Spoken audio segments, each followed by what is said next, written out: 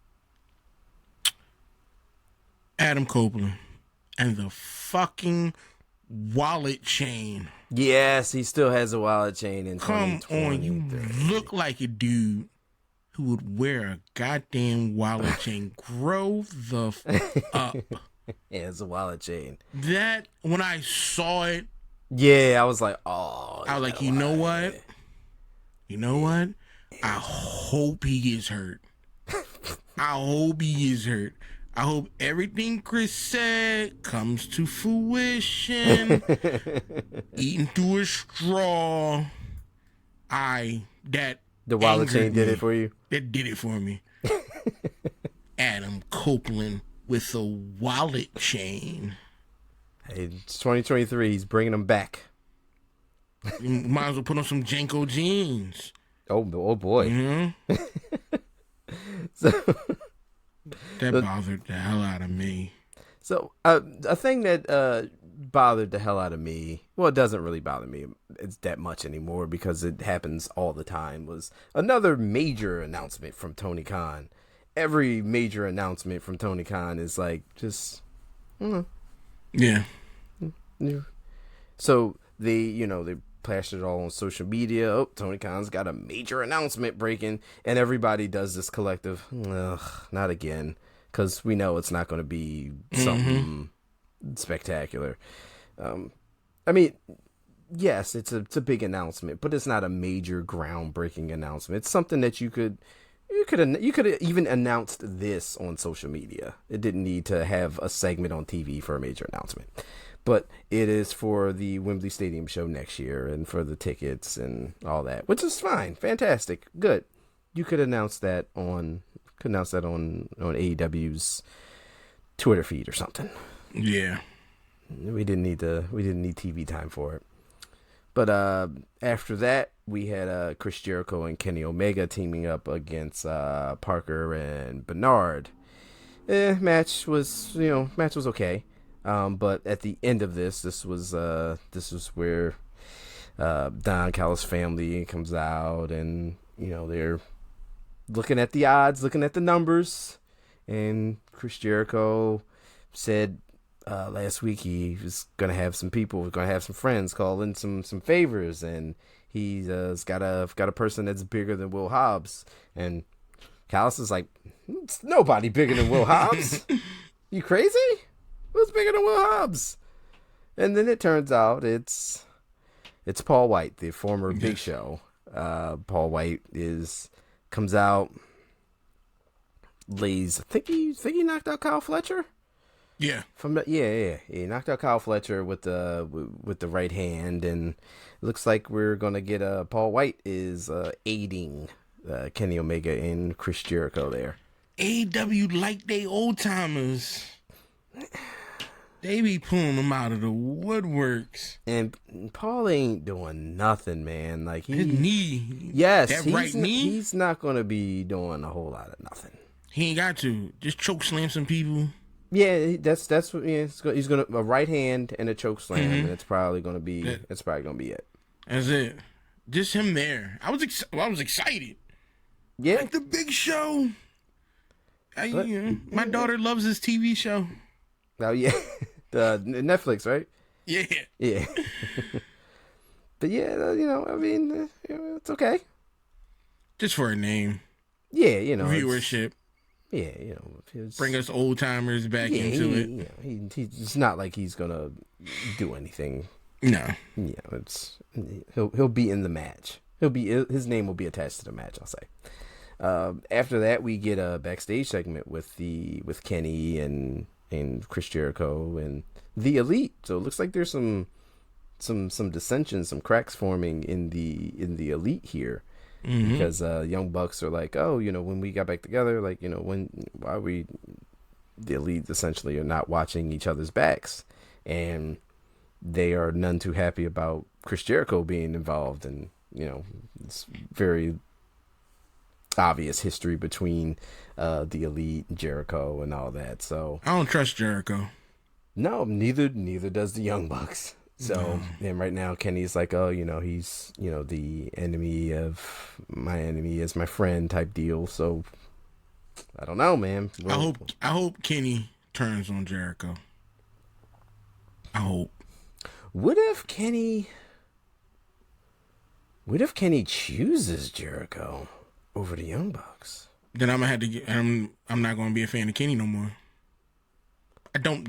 Jericho to me does not seem like somebody you can trust. No, very true, very true. Right now, he's finding a place to belong because his group left him. Like he seems like he's gonna turn as soon as the opportunity benefits him. I can see that. Maybe he does ultimately join the Don Callis family.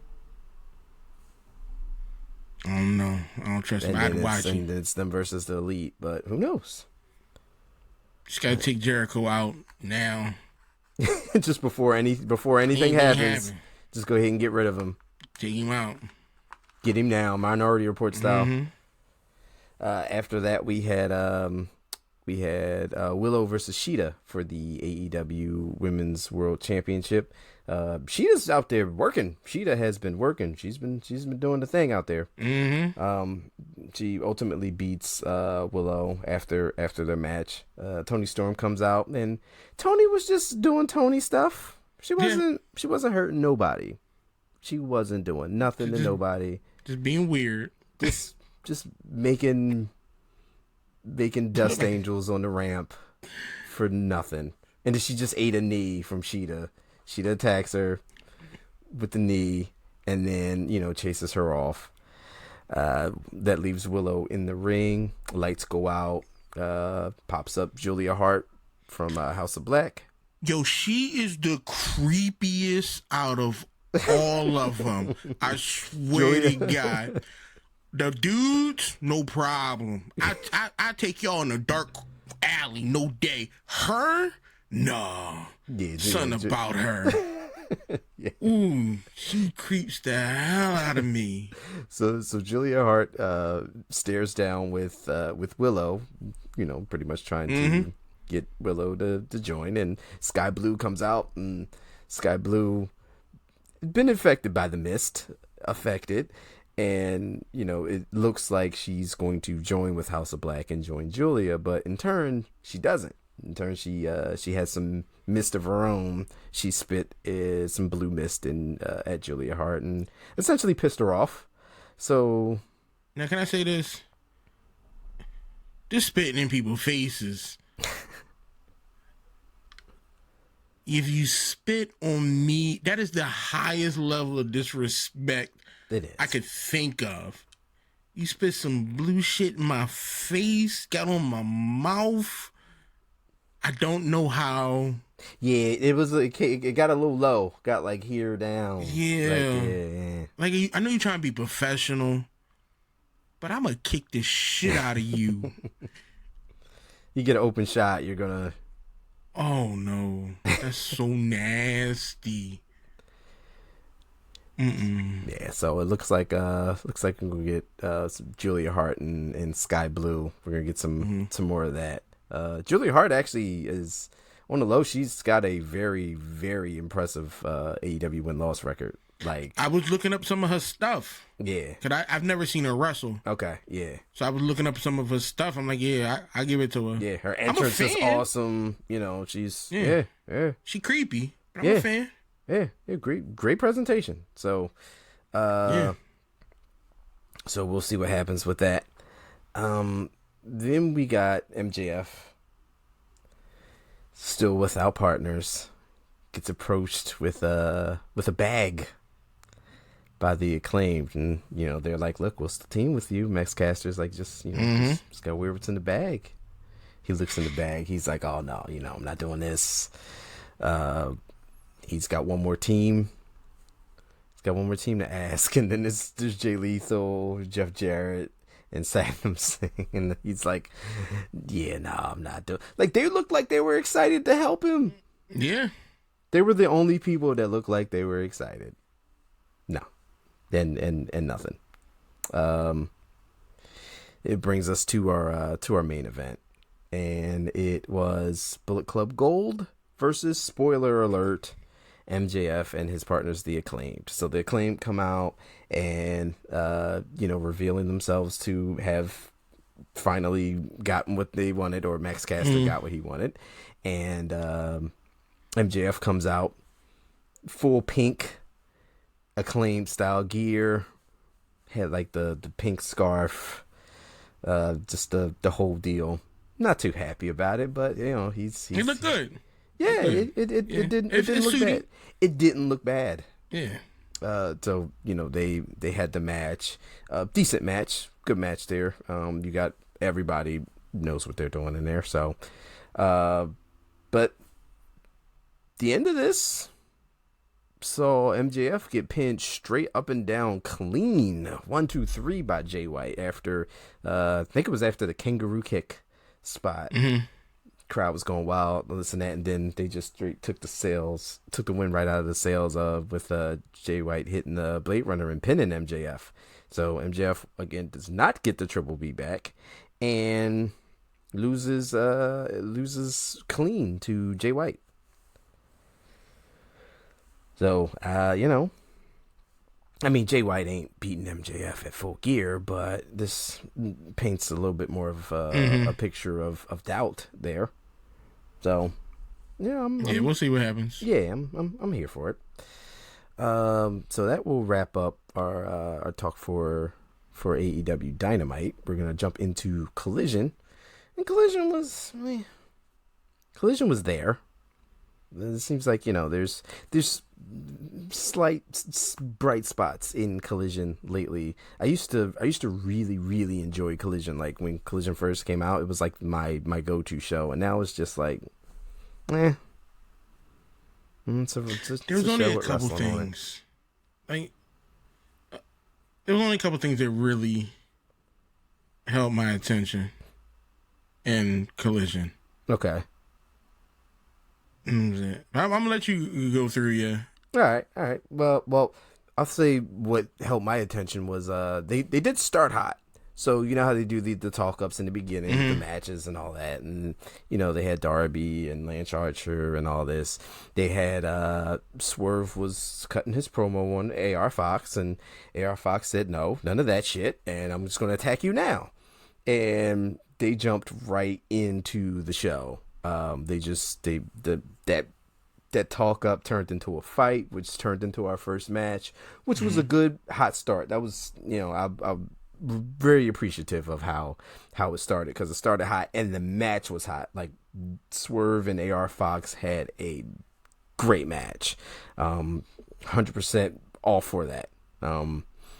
Swerve does ultimately get the win here, keeping Swerve hot, going into his match with Hangman.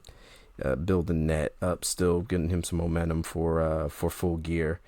Then they're beating down AR Fox, Swerve's goons, the Gates of Agony, and then out comes FTR.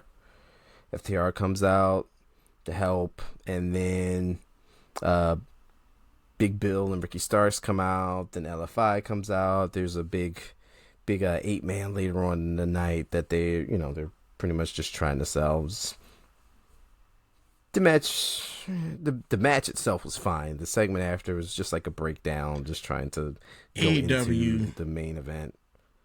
Yeah, AEW likes to, in the match, but then throw a bunch of people out there. Yes, a lot. Brawl. This happens, and I'm not upset about that. A lot. I would like it. I would like it to happen a little less. It does happen a lot. It happens a lot. Like that's like their go-to to set up a match is just someone getting attacked after the match. Whole gang of people just pop up. Yeah, just that's it. Yeah, here's 2 guys, and here's another 2 guys, and here's another 2 guys, and there's another 2 guys. Yeah, but it does happen. It happens an awful lot. Then we got the Kingdom. The Kingdom's match, we had Matt Taven and Mike Bennett coming out with Roderick Strong, and they were pretty much saying how Adam Cole is, that they're showing him up. They're going to show him that neck health is important, and the crowd didn't know about neck health and all this. They got a quick squash match. Quick squash victory, nothing match between just getting them a win, getting them out there. But the best part of this was Roderick Strong getting physical, coming and just landing that jumping knee, and then just like remembers he's supposed to be injured and then just fell out. Had to carry him up. That was so. I love this Nick Strong stuff. I love it. Love this Nick Strong stuff. Yeah, like I cracking me up. I was dying laughing. Like it was like hilarious. Like when they had to pick him up.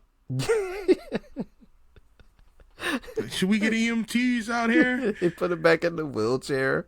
Oh my goodness! Like he threw that knee like so great, like just.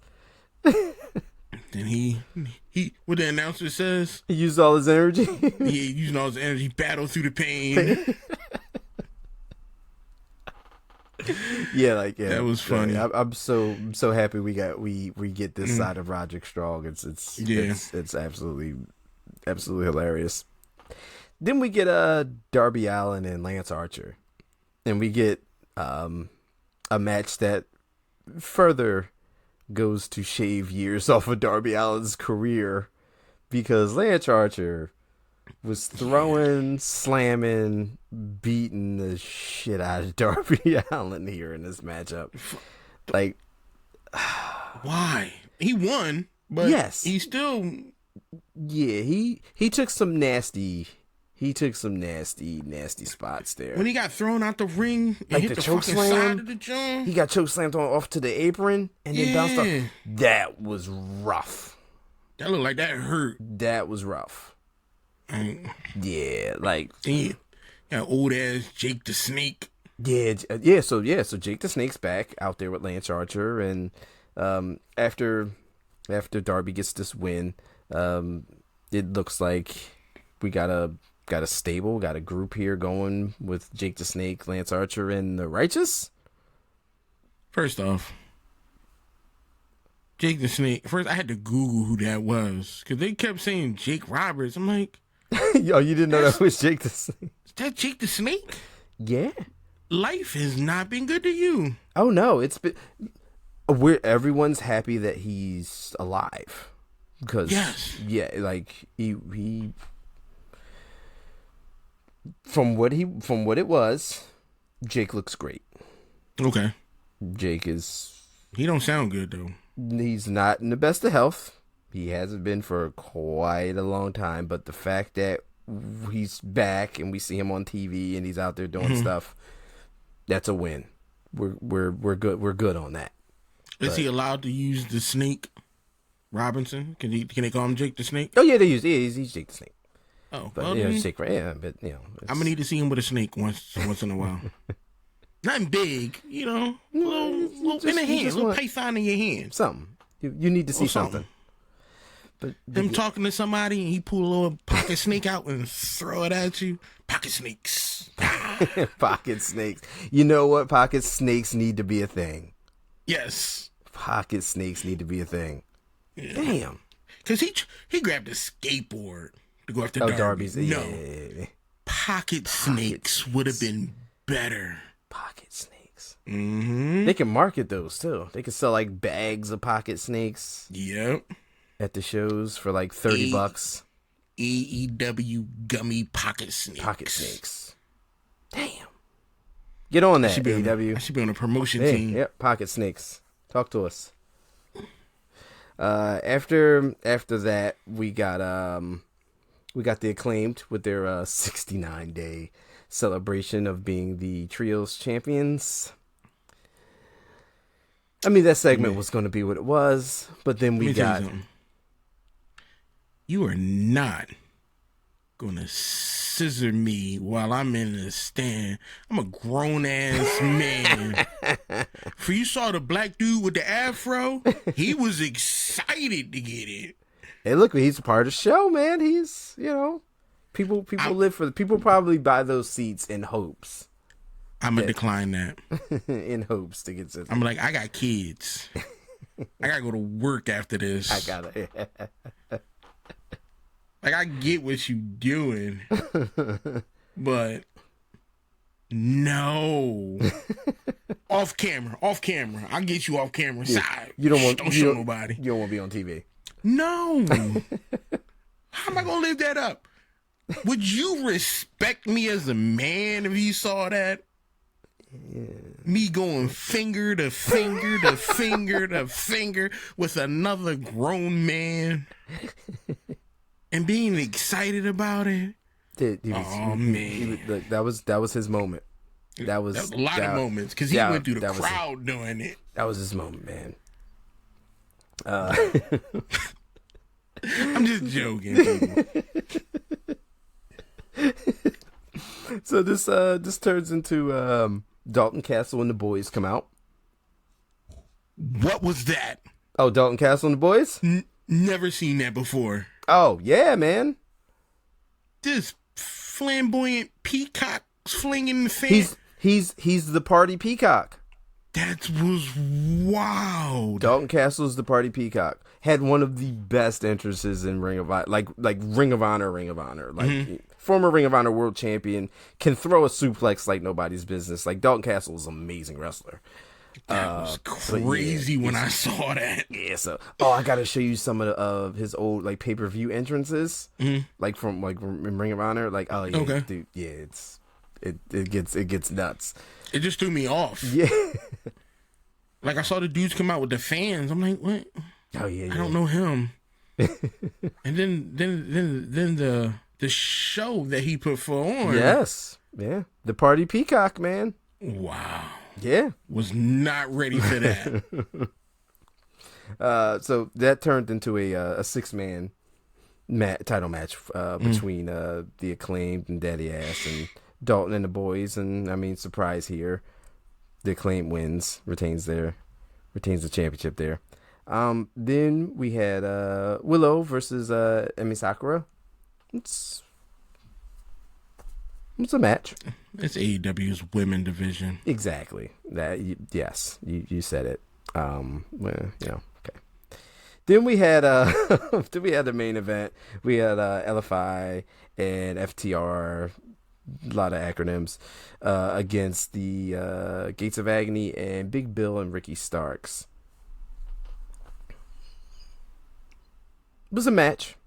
It was a TV main event. It was multi-man match. It was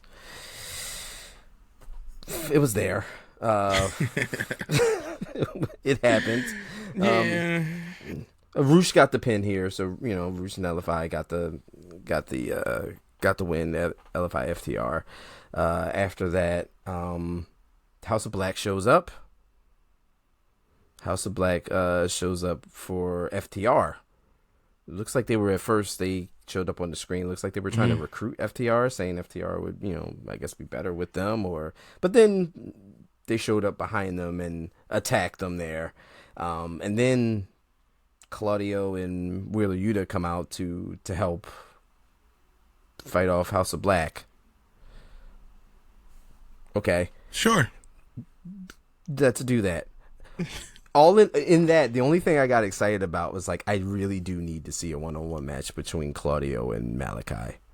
That okay. I want to see. Like, give me that. But okay, this was the end of Collision. Yes. So it happened. It was another week in the bag. Yeah, another week. Thanks AEW. Like that, it was. I mean, whatever. It's.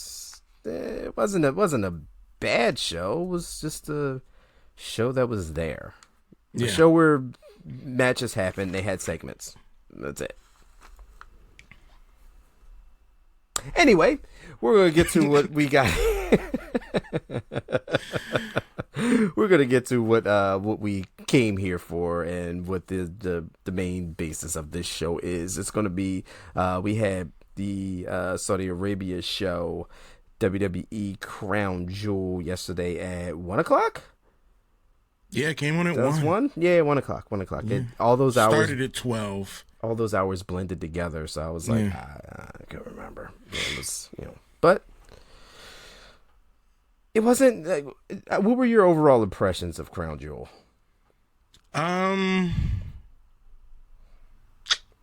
It wasn't. A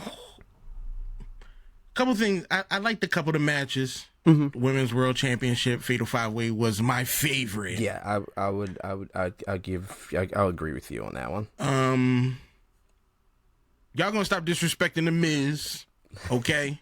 Y'all gonna leave this 8-time Intercontinental Champion, this 9-time Tag Team Champion, this 2-time United States title holder. Y'all gonna stop disrespecting this man. Grand Slam champion. Mm-hmm, I'm sorry for forgetting that one. Look. Y'all need to. We gonna cut this shit out. Hey, look. Maybe they're starting to do that because it looks like Miz is looks like they're transitioning Miz into a babyface here. Like based off of what happened on Monday Night Raw between him and Imperium, and now this, that segment that we had that we're gonna get into in a second with Grayson Waller, looks like something different for Miz. You better put some respect on his name. We started the show hot. We started the show with Seth Rollins and Drew McIntyre for the World Heavyweight Championship. Oh, the kickoff. Oh yeah. What was that? Sami Zayn and JD McDonough. I like seeing Sami Zayn. Yeah, no, I mean, I'm not a JD fan. No, I liked his NXT stuff. Okay, but he's on the main roster now, so it's but he had a lot more time to work and do things in NXT that was. But I mean, him and Sammy did have a good match. Yeah. But yeah. So it's.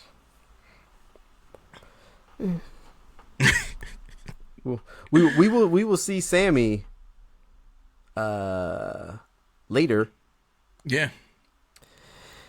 So we had the opener for Crown Jewel was Seth and Drew McIntyre here for the World Championship, and I enjoyed the match.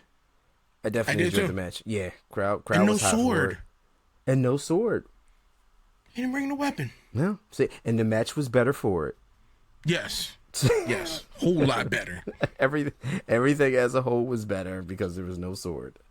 But the story here again was the back of Seth Rollins. You had Drew was doing side slams. Yeah, Drew's vicious. Like yeah. I don't. Yeah, that shit look like it hurt bad. Like even if what it is, but. I mean, some of that stuff, it can't feel great. No, it can't feel great. And I'm liking Seth Rollins. I've accepted the eccentricness, the outfits. I'm officially gonna be a Seth fan. Okay. It's not like I don't like Drew. Right. As long as he don't have that sword, he cool. But I think, did I make my predictions? Oh yeah. Let me see if I can. Yeah. I was on Twitter, X, whatever. Whatever it's called. If you type in Twitter, it still comes up, but then it turns to X, so everything's acceptable. Yeah, so I put first up Rollins versus Drew. Rollins takes the win. And yeah, that's what happened. We had a lot of back and forth, Seth Rollins fighting back and then Drew cutting him off. And then, we got a lot of that. We got a crazy couple false finishes with the stomp. Drew kicked out. Seth kicked out the Claymore. Seth misses the Phoenix Splash, eats a Claymore. But, at the end there, Drew tried to go for a Claymore. He missed it. Seth hit him with the stomp and retains the championship. And then after that, Seth's a little down and out after this, after being beat up, being taken to task by Drew, so to speak. Damian Priest is making his way out, and Damian Priest is looking to cash in his money in the bank to take that title off of Seth Rollins. But there was a man in a hoodie. There was a man who cut that off and said, "Nah, we're not doing that shit tonight." And it was revealed to be Sami Zayn. And he took off with the case. Yes, he just took the briefcase. So Damian Priest ain't cashing in until he gets the briefcase back because you can't. You kind of got to give the briefcase up to get the match. You got to find Sammy. You had to beat him to get the case if he has it on him. Right? Like at this point, just hide it or burn it. Can't you just destroy the case at this point? That's an aluminum case. You can aluminum burn. Aluminum, I believe, have a kind of decent high. Or just leave it in Saudi Arabia and make everyone think that you brought it back. Give it to oh no, I can't make that joke. I ain't trying to get taken out. Just leave it there. Just leave it there. Oops, I forgot it. Comes back. Damian Priest is looking for briefcase. Oh yeah, I left it. Oops. And all he gonna do is send Dom to go get it. Yeah. Oh yeah. Yeah, I would just destroy. I would do it on camera too. Yeah, just in a parking lot. Yeah. Cause see, that's back when they used to destroy stuff. They used to run over cars with monster trucks. Yeah. Bringing forklifts in. Yeah. Cause wasn't Damian Priest in a car? It was either Damian Priest or Roman Reigns. They were in a car and the dude drove the forklift through the window. Who was that? Yeah, this was a while ago. Long time ago. Yeah. I remember I remember a lot of that limo stuff. Remember they blew up Vince's limo, and then they ran Kane's limo into the side of that tractor. Shane McMahon ran it into the side of the tractor trailer, and when are we getting more of this? Yeah, dude. Yeah, was it Roman and Braun Strowman? I think Braun tipped over a vehicle with somebody in it. And, but yeah, we could do something with the briefcase, just destroyed in a very over the top way. Yes. All right, yeah, I'm for that. After that, so Sammy escapes with the briefcase. Briefcase gone. Then we have Rhea Ripley in the back. Just walks up to Drew McIntyre, who's been defeated, and was like, probably should have had Judgment Day's help there for that one there, buddy. And then she goes off to her match, which was your match of the night, the women's fatal 5-way between Rhea, Zoe Stark, Shayna Baszler, Raquel, and Nia Jax. Yeah, it's good. I enjoyed it. I like to see these ladies get in the ring and get at it. I enjoy it. I knew Rhea was gonna win. Yeah. I predicted that. But yeah. I needed that. This match was good. I'm glad they got Shayna Baszler got a chance to showcase with the 3 submissions. She had the 2 submissions and then locked in the choke. Like, come on, like more Shayna Baszler stuff is good. Like, she was shining on this one. Just work her in the mix. But they had Nia Jax and Rhea Ripley had their time. Their one-on-one time. So they showcased the things that they wanted to. They planted a few seeds for some things, but ultimately Rhea hit a riptide off the ropes just onto people, because why not? Yeah. Gets the pin, retains the championship. So Mommy's still on top in WWE. After that, we got John Cena versus Solo Sikoa here. The story leading into it was John Cena, was coming out saying his future is in doubt, how he hasn't won a singles match in years, and he doesn't know how long he could do this or if he can do this, and he needs this win to get confidence back, get trust back from fans, all this. And, of course, Paul Heyman, Solo Sikoa is like, you saying all this, but, you're talking about you fighting a fight that you can't win. And he did not win this match no, at all. I didn't think he was going to. Yeah, no. Very emphatic win. I mean, a win does nothing for John Cena. Does the most for Solo Sikoa here. How did you feel about how the match ended? No problem. It was. I didn't feel that Cena should have even been in this ring. Okay. I don't. Why? I know you got to give Solo some credit, and having him go against Cena is good credit. Yeah, it's a good win. Good win. But Cena shouldn't have been in there. He should have had his ass in Hollywood making my Ernest P. World movie. Can they go back to doing stuff now? Is everything okay? Yeah, I think so.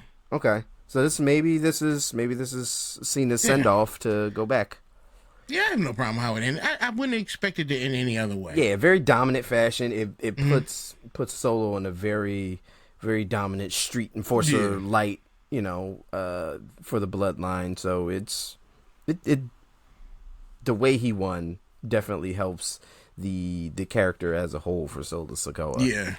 As the way he beat John Cena. Then afterwards you got John Cena just in the ring, crowds giving him a standing ovation. They're thanking Cena as Cena walks up the ramp, possibly for the last time, at least for a while here, until maybe there's another strike or something. But yeah, that was that. Then we get to our Miz TV segment here with your boy here. I'm gonna let you express your feelings about the I guess standoff or mic off between Miz and Grayson Waller here. See, I actually I enjoy Grayson Waller. Yes, yeah, I did. So, but I'm not liking the fact of, once again, the level of disrespect. I don't. So, I'm not liking that level of disrespect. Yeah. So I guess the one of the hottest actors in Saudi Arabia, comedic actors, Ibrahim, was out there getting interviewed by Miz. Grayson Waller cuts him off. Grayson Waller's an asshole. Yes. Yeah. A complete asshole. But the hilarious thing was he just took over the show, and people were just setting up his show while Miz's show was in the ring. And Miz was like, "I've been here for 20 years. Like, you just gonna listen to him?" But it was entertaining. Yeah. Like, I didn't know who that. Yeah, the dude was. Yeah, I mean, he got a fantastic reaction. So clearly he must have been. Yeah.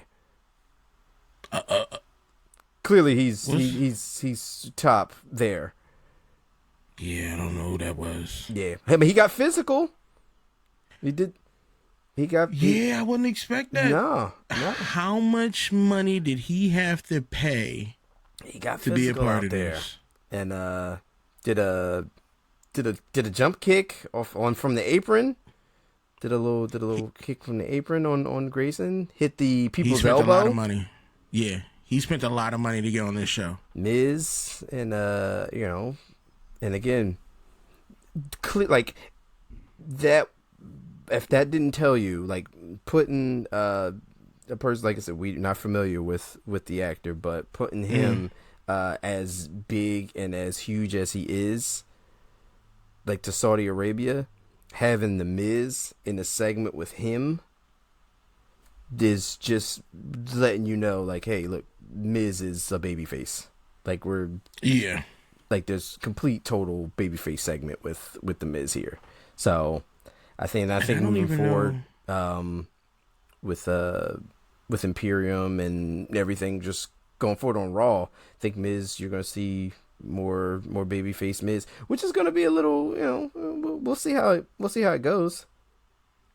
Who is his name? His name, the guy who came out there is, I think it's Ibrahim Hajjah or Ibrahim Al Hajjah. Yeah, I don't know the gentleman, and he a big name. Yeah. I mean, it was touted. He got a hell of an ovation when he came out. Like, so. Yeah. Yeah, he's clearly a big name, there. So that was a feel good segment. I'm sitting there reading who this dude is. Like, I never even looked him up. Yeah. But I want to see a little bit. I know the Miz is trying to go after Gunther, but I need to see the Miz go through Waller first. Maybe we get a Survivor Series is coming up, so maybe we get something. You know, maybe they're on separate teams. Maybe Miz is on a Raw team. Maybe Grayson's on the SmackDown team. Maybe we get something between them then. Who knows? But wasn't the Miz? Who's the bull who's going after Gunther? The big bull. Who wants the title? Jonah. I was about to say Jonah. That's his. You talking about Bronson Reed? Bronson Reed. Okay. Hold on, make sure that's the right dude. The big bull. The one that beat Chad Gable and Otis, right? Yeah. Yeah. Yeah, yes. Yeah, I was going to call him Jonah, which was his other name. He's going to have to, The Miz is going to have to go through Reed.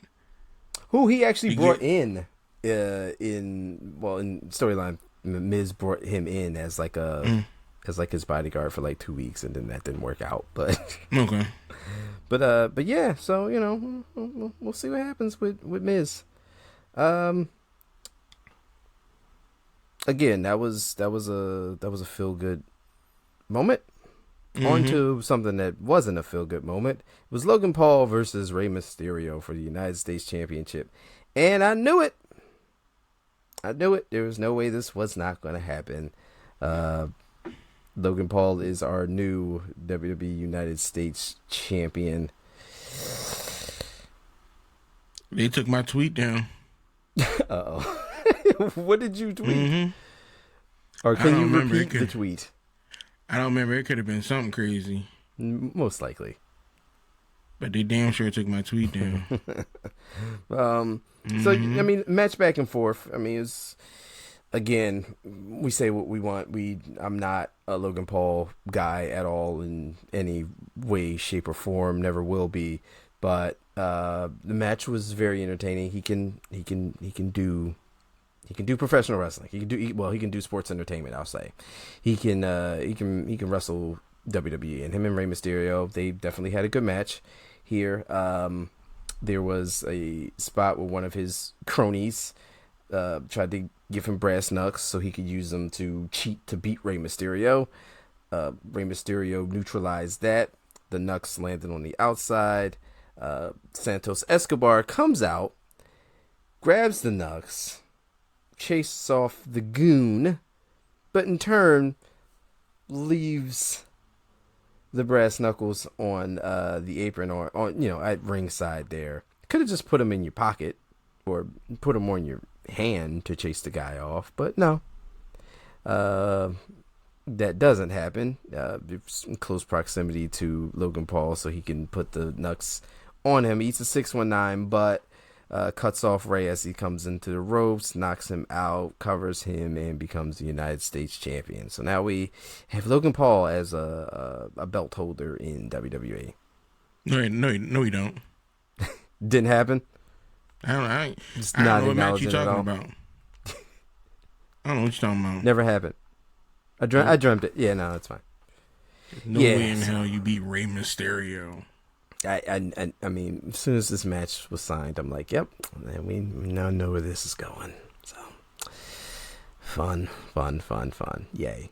I mean, again, in the ring, if I'm not thinking that I'm looking at Logan Paul, it's a decent match. But see, I don't even know enough about him. It's Logan Paul. It's no. We don't need to know enough about him.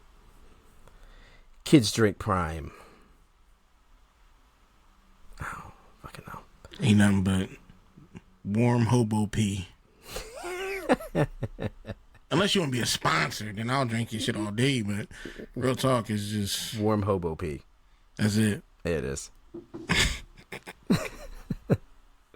Ingredients: warm hobo pee. Yeah. The end. After that, we got for the WWE Women's Championship, we had Bianca Belair versus the defending Io Sky. I enjoyed this match too. Yeah, not didn't have a problem with this match at all. Good match, good back and forth stuff. He had Bayley involved. Bayley, she's stupid. Oh my god. But yeah, so Bianca was pretty much fighting from behind here. She was outnumbered, still rallying up. And then we got a shocking, well, not shocking, we knew she was coming back in, but we didn't know she was coming back into this event. But the return of Kairi Sane, actually, and as a heel, which, oh boy, as she aids Io Sky in retaining her championship and defeating Bianca Belair here. Bayley looked a little confused. Bayley looked like she didn't know that Kairi was coming back. She didn't look like she was invited to the celebration party that Io and Kairi had in the ring. So maybe Bayley's out. Is going. Yeah, maybe it looks like Io moves on. Io goes back to her friend and former partner, and Bayley just lost one of her damage control cohorts. It's gone. Io Sky's gonna be a whole. Is there another Asian lady? You got Io, you got Kairi now, which I'm interested to see how this plays out. And well, you could Asuka teamed with Kairi. They were part of the Kabuki Warriors, which was That's that's what it's going back to. We could do it's going to be a trio of Asians. We could do a stable. I'm okay with that. I'm for that. Trio of them. But and what does maybe Bayley? Maybe they turn on Bayley. Maybe they. Well, I mean, Kairi. Bayley's so dumb. She do dumb things. Like every time she open her mouth, I'm like, shh, miss. Adults are talking. So yeah, I mean, who knows? Maybe this spins it around. Maybe Bayley goes back to being a babyface, and maybe Kairi and Io are heels now. And then maybe whatever happens. But I'm interested to see. It's a lot more going on than in AEW's women's division. Yeah. I look forward to seeing what happens and where the story progresses there. Afterwards, we got Damian Priest versus Cody Rhodes here. This is a good match. This was a good match. Good back and forth. A lot of good spots here between Damian and Cody. Crowd all over some Cody Rhodes, man. They were feeling it, and back and forth this until Judgment Day, of course, gets involved. But Jey Uso with the super kick frenzy, just he's taking him out. Dom ate that one. And then Finn ate that super kick. But all in all, Cody pulls out the win, of course. I mean, there was no way Cody Rhodes wasn't winning this match. Like, it was just... let's be serious. And Damian Priest had a bad night. First of all, he got robbed of his briefcase. And then he loses like Cody Rhodes. Oh, man. So not a good night for him. I'm wondering, just let's see what happens on Monday Night Raw with Damian and Judgment Day after. All he gonna do is sit there and cry. Yeah. Does he? Are there fingers that are starting to be pointed? Like, does he start blaming? Do they start blaming? He started. Like, what was it? He was backstage and he was talking to Rhea. Like she wasn't doing what she needed to do. So we're going. You know, I'm pretty sure on Monday Night Raw we get some more of that going as Judgment Day, at least in terms of Damian Priest, continues to implode. He might be out. Judgment Day. It's coming way sooner than later. Yeah. It's definitely coming way sooner than later there. Which brings us to our main event of Crown Jewel. That is Roman Reigns defending the championship against LA Knight. How we feeling about this matchup here? I enjoyed it. It's not that I don't like Roman Reigns, but I knew he wasn't going to be. I knew LA Knight was going to win. Yeah, no. Not at all. No. Like this, they're going to ride him, keep Roman Reigns. Oh, yeah. For a while as champion. Yes. But I was expecting more from LA Knight. Yeah, this was the story of this match was this was LA Knight's first big shot, fast rising star, everybody's behind him. Everybody wants him to win, but Roman's been at this a minute. Roman's been here before. This is what Roman does, and Roman is, perhaps the hope that they gave you with LA Knight is, perhaps Roman is taking LA Knight a little too lightly, being a little too cocky that this is what Roman does. But, LA Knight's got to make this moment count. He's that guy. He's the one that's going to be able to do it. We all knew that was never going to happen, but this is the story they got to tell for the match. And, they gave LA Knight some spots of hope here in the match, but of course Roman cuts him off. Roman takes that slow, methodical approach. Again, veteran. This is what I do. This is, I think the only one time the crowd got crazy was when LA Knight hit the BFT, the blunt force trauma, right near the ropes, and Jimmy put his foot up there. Your boy Jim Uso. Fucking hate you, Jimmy Uso. Everything about you. Yeah, Jimmy Uso definitely played into this one here. And LA Knight goes attacks him, takes him out to take Roman out. Roman ultimately, I think LA Knight put Jimmy through the table. Mm-hmm. He puts him through the table, and then Roman puts LA Knight through the barricade. Yeah, and then ultimately gets him in the ring and hits another spear and retains the championship. So Roman Reigns, shocker, who retains the title here, and continues on his historic title reign as the over tribal 300 chief. Days or something like that. Oh, it's over 1,000. Over 1,000. Yeah, he hasn't been. Yeah, he won that during the pandemic. Like Roman's been champion for years. Jesus Christ. Yeah, years. So he ain't losing anytime soon. Yeah. He's. Or you have him lose to somebody stupid. Old WCW probably would have did something like that. Like he lost to anybody. Somebody random. That'll get the people talking. Yeah.